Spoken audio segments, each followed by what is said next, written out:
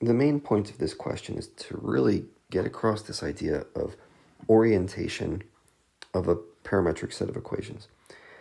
In other words, where does t start? Where does our parameter start and where does it stop? And which direction does that imply as we work our way around the parametric curve?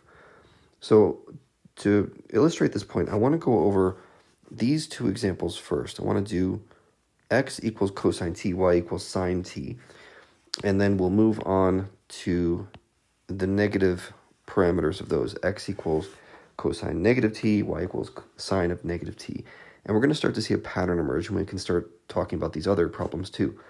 Now, in the second half of this video, it won't take too long, but we're going to go over how to do this problem in the case of no graphs given to you. And that's really very straightforward. This should be like a 30-second conversation after we get the idea down in terms of the graphs.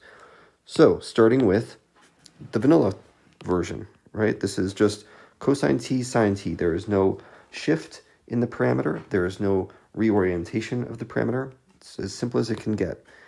Now, the way I'm going to solve this is to remind us that t starts at 0. So let's say t equals 0. Well, that means x equals cosine of 0, which means 1. And y equals sine of 0, which equals 0. Okay, and what happens as you move to greater t values? Remember, t goes all the way up to 2 pi. If t were equal to pi over 2, for example, x equals cosine of pi over 2, which equals 0. And y equals sine of pi over 2, which equals 1.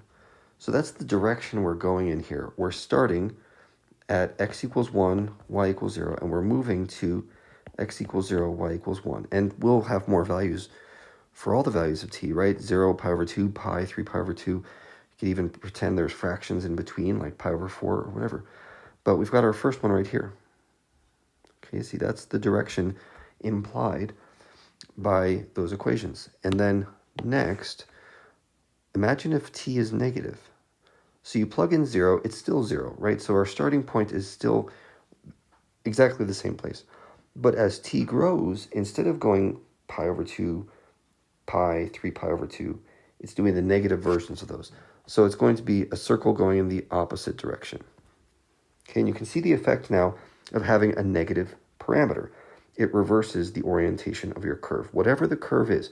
And this is a simple circular shape, but if you had some crazy shape, if you flip the sign on t to be negative, all you're doing is you're changing the direction of that curve.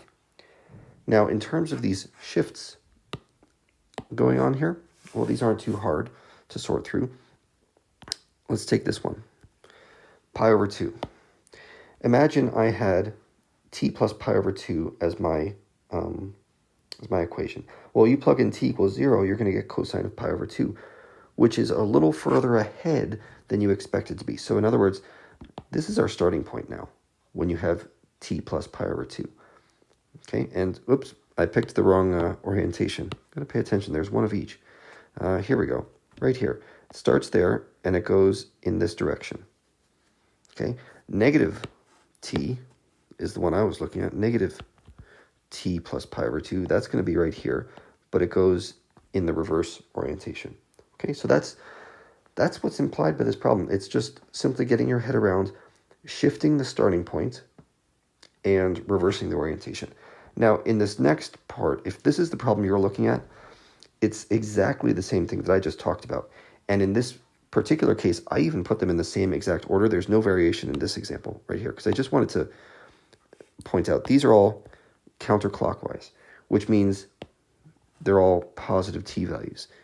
And these ones, which are clockwise, remember which way a clock goes, that's the reversed orientation where t is negative.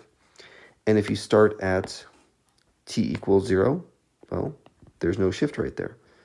But if you move along and you say, okay, now how about t equals pi over 2? Well, now we've got a shift right here. Okay,